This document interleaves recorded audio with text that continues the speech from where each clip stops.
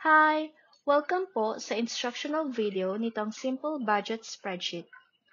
Itong planner, meron pong a total of 5 tabs. First tab is the Read Me tab, kung saan nyo mababasa ang mga instructions, spreadsheet information, as well as links to this video tutorial and our Facebook page, VA Coach Luna. You can send us a message if meron po kayong mga tanong about sa mga bagay na you need help with. Second tab is the Sample tab. Dito nyo naman po makikita ang sample budget plan along with additional notes and tips na mababasa nyo once you click the cells highlighted in olive green. Meron din itong mga sample subcategories na pwede nyong gawing reference pag gagawa na kayo ng sarili nyong template. Next, you'll find the two versions of this budget template, Budget V1 or version 1 and Budget V2 for version 2. Ang main difference nitong dalawang tab is sa Budget V1 tab, we have an expense tracker sa baba na nakalink sa actual column in the expenses table sa taas. Basically, once we enter transactions sa expense tracker, automatic mako-compute ang expenses sa expenses table dito sa taas. Whereas, sa Budget V2 tab, hindi lang ang actual amounts for expenses ang mako-compute, but all actual amounts, including income, savings, bills, expenses, and debt. Kaya lahat ng transactions sa Budget V2 tab, i-enter natin dito sa log section sa baba. Pipili lang tayo ng category and subcategory dito sa log section, enter information, tapos automatic nang mako-compute ang mga actual amounts sa taas. Again, both versions ng budget template work almost the same.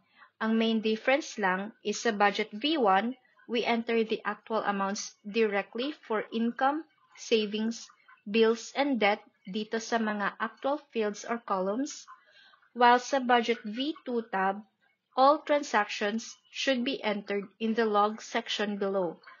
Plus, it has a balance tracker na automatic ding mag-update once magsimula na tayong mag-enter ng transactions. You can try using both to see which one you prefer. The last tab, which is a bonus tab, is the goal tracker. Dito sa sheet na ito, you can keep track of your savings and monitor your progress in paying off your debts o mga utang. Ipapakita ko sa inyo later kung paano rin ito gagamitin. Okay, so now alam nyo na mga laman ng template na ito, let's start budgeting. Let's begin with the Budget V1 tab. We recommend na bago kayo magsimulang mag-budget, gumawa muna kayo ng template. Para pag-start nyo ng pag-budget every month, hindi nyo na kailangang paulit-ulit pang i-delete ang mga actual amounts ng previous month, as well as mga transactions na in-input nyo sa expenses tracker sa baba. If may template kayo, you can easily duplicate it every month, tapos adjust na lang if kailangan. Okay, to create a template, first, check nyo yung currency. Ang default is Philippine Peso, but if gusto nyong palitan, pwede rin naman. For example, OFW kayo and gusto nyong palitan ito to a dollar sign or euro. Simply type the currency symbol and once done, all other currencies sa sheet ma-update din automatically. Once na-set na yung currency, next is i-enter natin mga subcategories. In total, you can enter 10 income, 15 savings, and 40 bills, expenses, and debt subcategories. Now, let me enter some subcategories para makita nyo how it would look.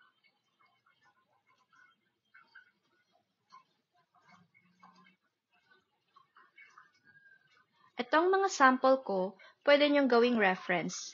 You can also check the sample tab. Of course, you can add more if meron pa kayong ibang subcategories. If at any point you want to make changes, like kinancel nyo na yung Netflix subscription nyo, pwede nyong i-delete sa template mismo para kapag mag-create kayo ulit ng duplicate, wala na yung Netflix. The same goes for adding a new subcategory. Like meron kayong bagong installment na laptop through home credit, pwede nyong i-add sa template. After nyo ma-enter mga subcategories, the next step is to add budget amounts for all the subcategories in income, savings, bills, expenses, and debt. This way, readily available na tong information and hindi nyo na siya paulit-ulit na i-enter monthly. But of course, pwede nyo pa rin i-adjust ang budget amounts whenever needed. If hindi kayo sigurado kung magkano yung exact amount, that's okay. Kahit rough estimate lang, at least meron lang kayong idea kung magkano ang kailangan yung i-budget for the month. Next is, switch natin itong chart to left to budget if di siya nakaset sa left to budget. Then, we enter an income. For example, 20,000 pesos. Yung left to budget section will update automatically. Basically, ang kailangan nating gawin is i-budget tong 20,000 pesos across savings, bills, expenses, and debt.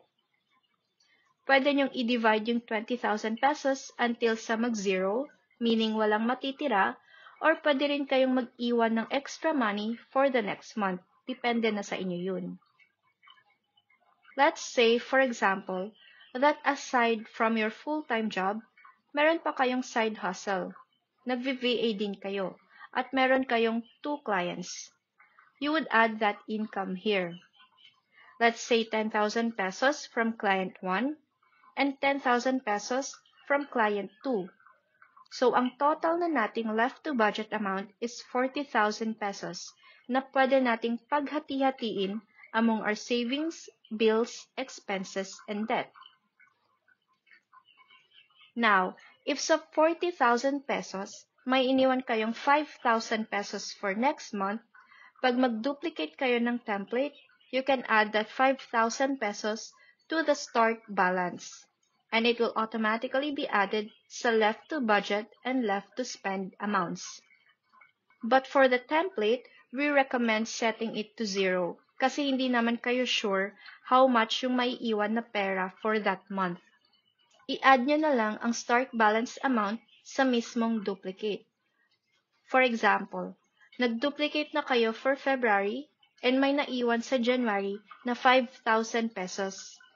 Sa February tab, start balance nyo na i-add, wag sa mismong template. Now let's divide the 40,000 pesos among our savings, bills, expenses, and debt. So, ayan. Tapos na tayong mag-enter ng sample budget amounts. And makikita natin sa left to budget chart, meron pa tayong naiiwang 5,000 pesos. If gusto nyong ma-zero out tong 5,000 pesos, you can do so by simply adding additional amounts. For example, to savings para sa inyong dream house. Alternatively, pwede nyong iwan tong 5,000 pesos tapos i-carry over nyo sa next month by adding it to the start balance sa susunod na buwan. Now na meron na kayong budget amounts, next na gagawin is maglagay na kayo ng due dates for your bills and debts. Simply input the day when your bill is due so you can easily track the due dates. This will help remind you kung kailan nyo kailangang bayaran mga bills and debt. After ma-enter mga due dates and napansin nyong hindi siya in chronological order at gusto nyong isort, you can easily fix this by clicking the topmost bill, hold shift, tapos select yung bottommost budget amount. Then, right-click, view more cell actions, sort range. Since ang gusto nating isort is yung due date, check natin na sa anong column siya. So dito, nasa column N.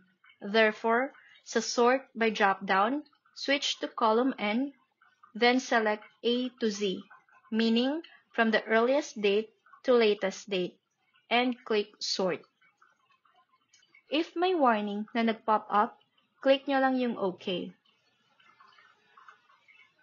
Ayan, so naka-arrange na yung bills nyo in chronological order, mas madali nyo nang ma-monitor yung due dates ng mga bills ninyo. Again, you can do the same thing for your debts due dates. Select nyo lang, then right-click, view more cell actions, sort range. This time, you'll want to sort by column AD. Select A to Z, then click Sort. Tapos click OK. Automatic din itong ma-rearrange in chronological order. Now, na-create nyo na ang inyong budget V1 template. Ang kailangan nyong gawin is to duplicate it to start a new budget for the upcoming month. To do this, right-click nyo lang to dito and click Duplicate. Now that you have created a duplicate, ang susunod na gagawin is to rename your tab. Right-click nyo lang to, then click Rename.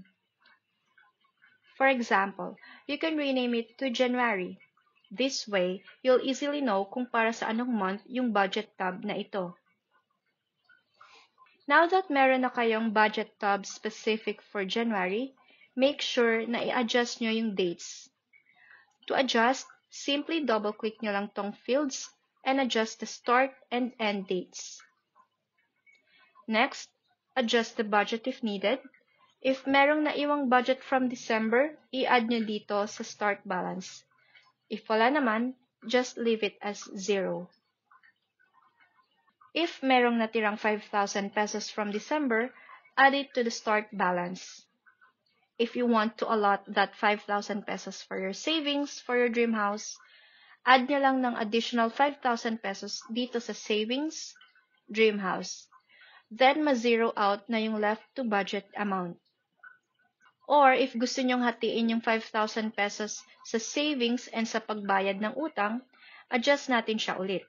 For example, add 2,500 pesos sa savings, tapos yung natirang 2,500 pesos, ipambabayad natin ng utang.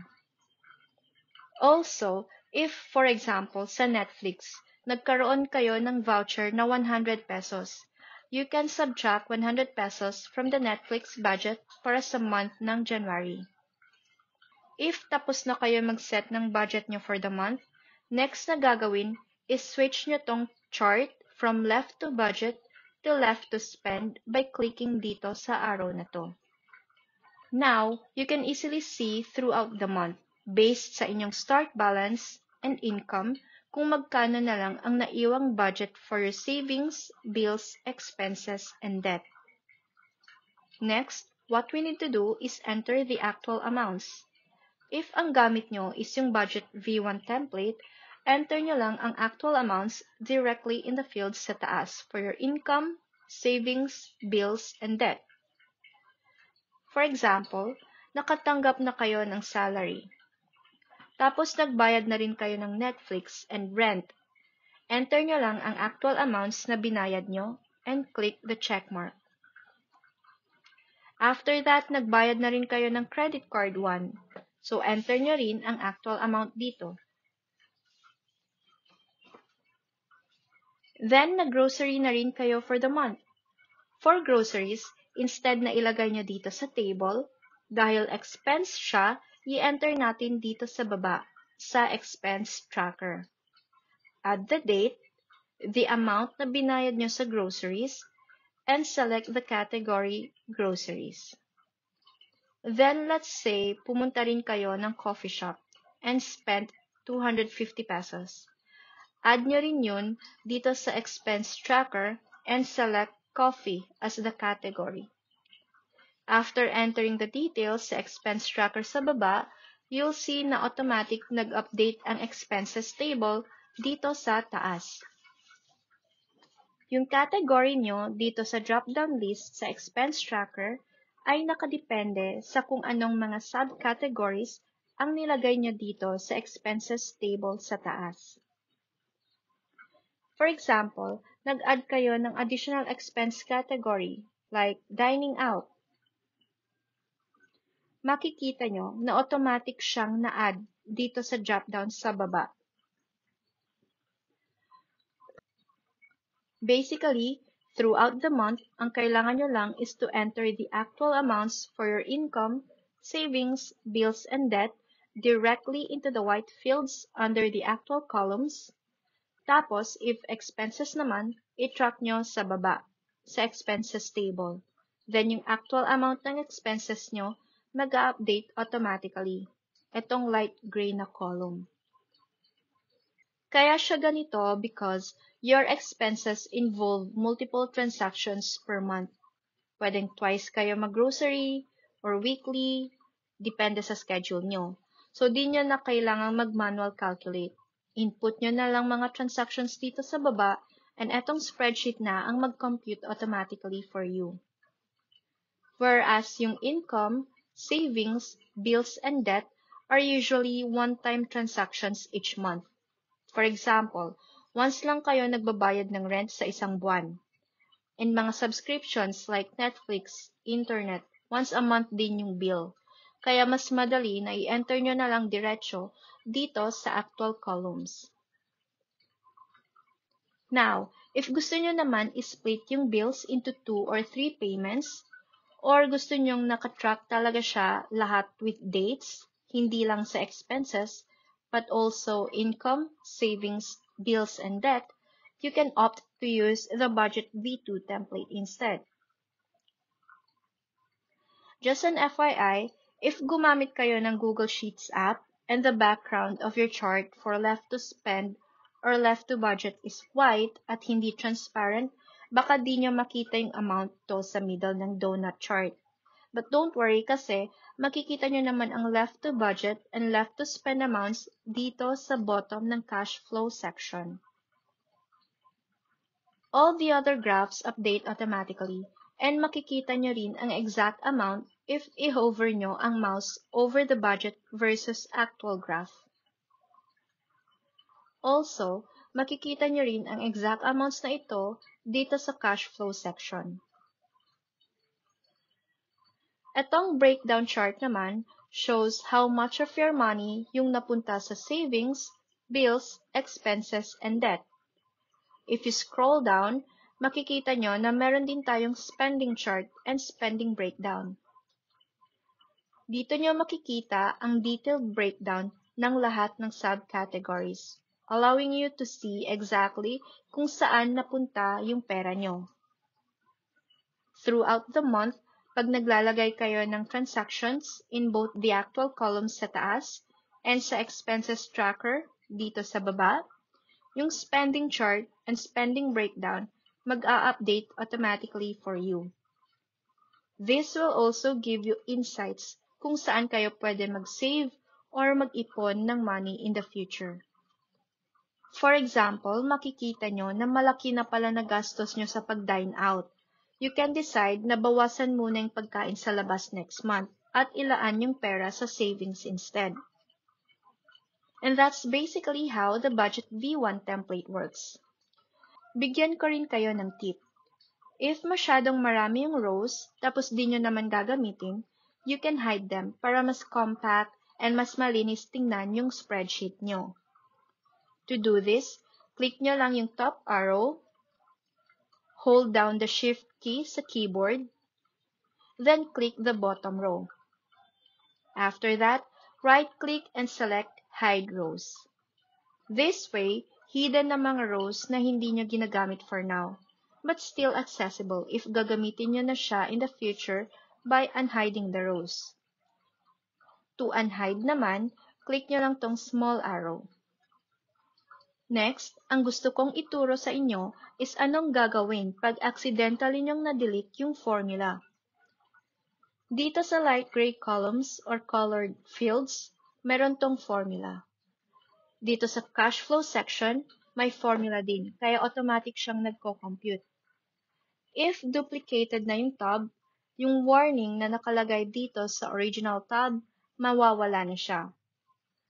For example, if dito ako mag-e-edit sa mismong template and i-delete ko yung formula, a warning will pop up. Pero sa duplicate, the warnings are removed. So, pwedeng aksidente nyong ma-delete yung formula without noticing kasi wala ng warning. To restore the formula, check nyo lang ano yung cell number, for example, X19. Then, punta kayo sa template, find the same cell, X19, right-click, and select copy, or use Ctrl+C for Windows or Command+C for Mac. After that, balik kayo sa duplicate tab nyo, right-click kayo sa cell, for example, X19, and select paste, or use the shortcut Ctrl+V for Windows or Command+V for Mac. Another example, na-delete natin tong 250 pesos for coffee. Punta lang tayo ulit sa template, right-click on the cell, and select copy. Then sa duplicate nyo, right-click sa cell, and paste. So that's it for the Budget V1 template. Now let's move on to the Budget V2 template naman, before natin i-discuss yung goal tracker.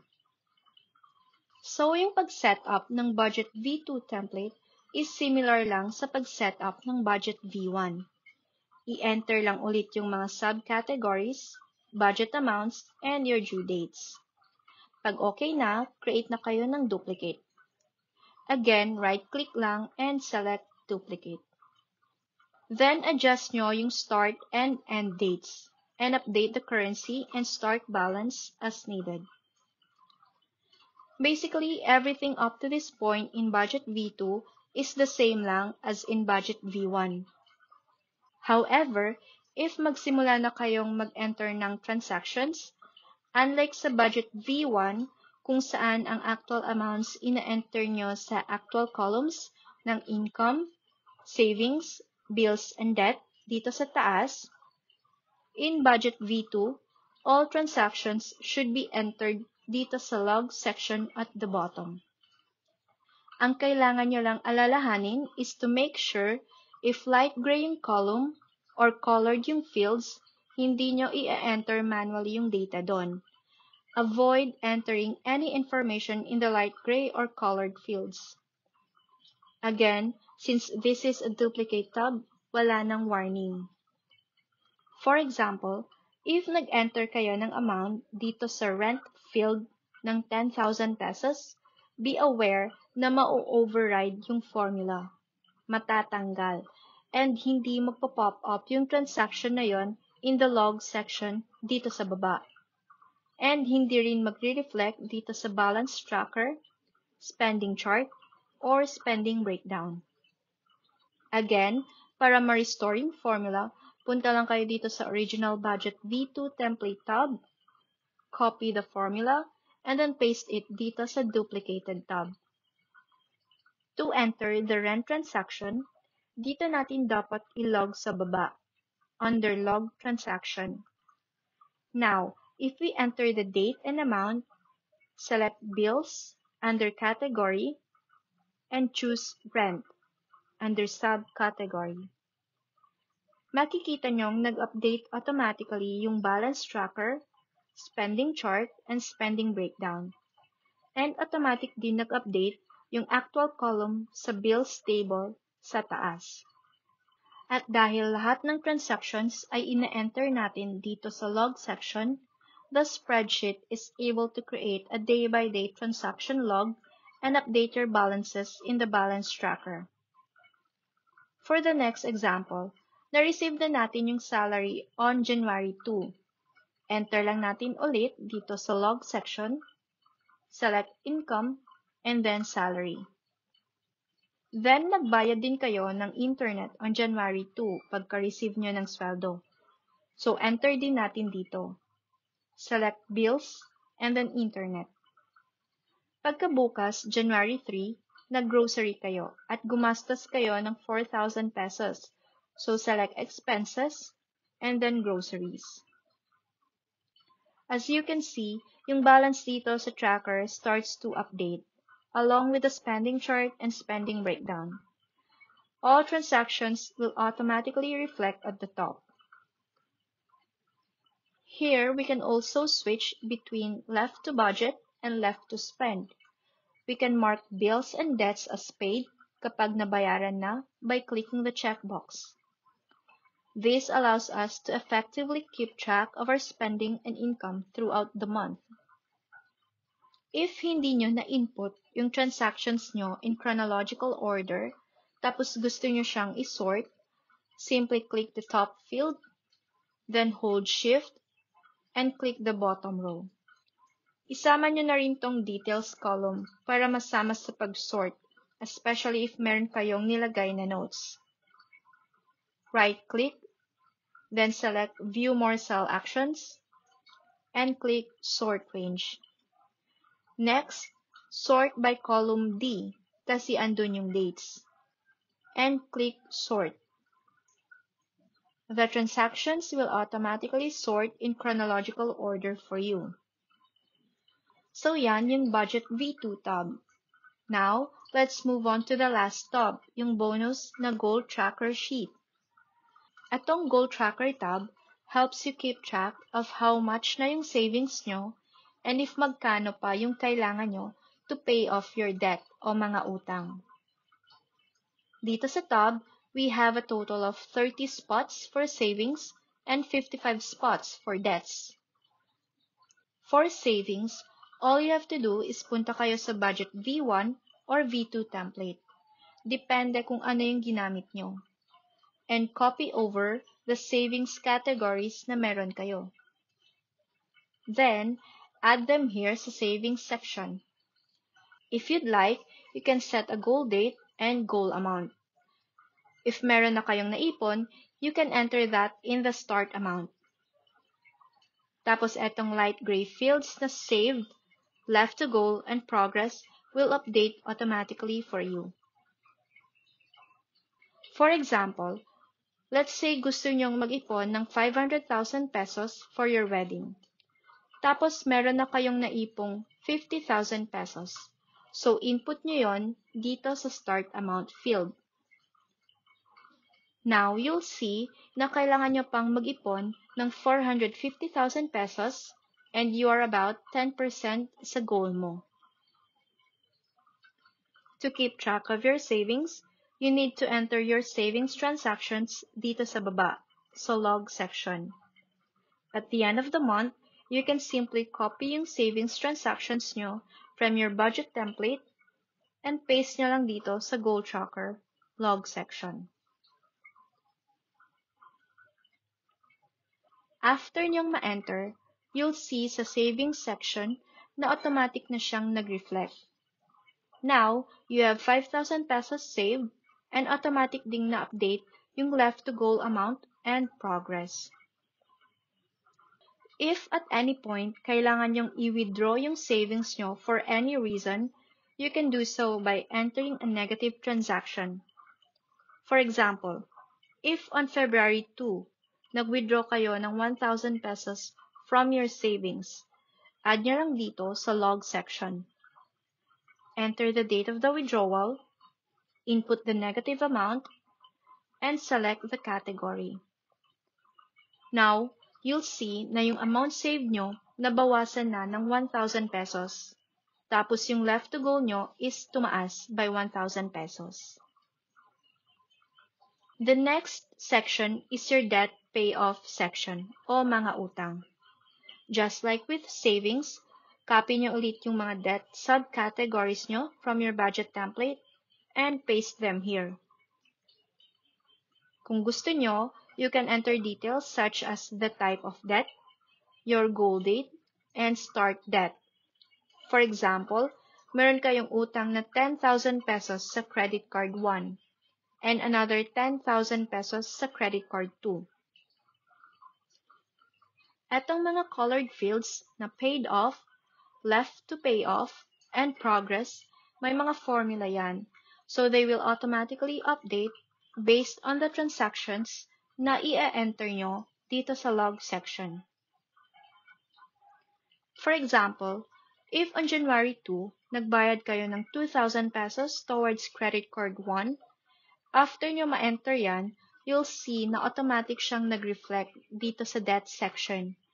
Makikita nyo kung magkano pang kailangan nyong bayaran and your progress na you've completed 20% of your payoff. Just like with savings na may negative transaction if mag-withdraw kayo, sa debt naman, you can also log interest, late payment fees, or other finance charges to keep everything accurate. For example, on February 27, you were charged 750 pesos interest sa credit card 1 nyo. Since opposite siya sa pagbabayad ng utang, log it as a negative transaction. When you check the debt section, you'll see na yung paid off column nyo nabawasan. Nagbayad kayo ng 2,000 pesos but nabawasan ng 750 pesos dahil na-charge kayo ng interest. Kaya nadagdagan yung left to pay off. Similar din if gagamitin nyo yung credit card for a purchase, like groceries. Again, log nyo lang yung date when nyo ginamit o kung kailan na-post yung transaction sa credit card nyo. Enter a negative amount, kung magkano ang binayad nyo sa groceries, let's say 1,000 pesos, so negative 1,000 pesos. And specify kung anong credit card ang ginamit, for example, credit card 1. If we scroll up, you'll see na na-update yung amounts sa left to pay off. And sa progress, makikita yung updated percentage ng nabayaran na natin. So dito sa savings and debt sections, may enough rows in case marami kayong subcategories. Pero kung hindi nyo naman gagamitin lahat ng rows, pwede nyo rin tong i-hide for a more compact view. To do this, click the top row, hold Shift, then click the bottom row. Right-click and select Hide Rows, then click OK. This will give you a neat, compact view.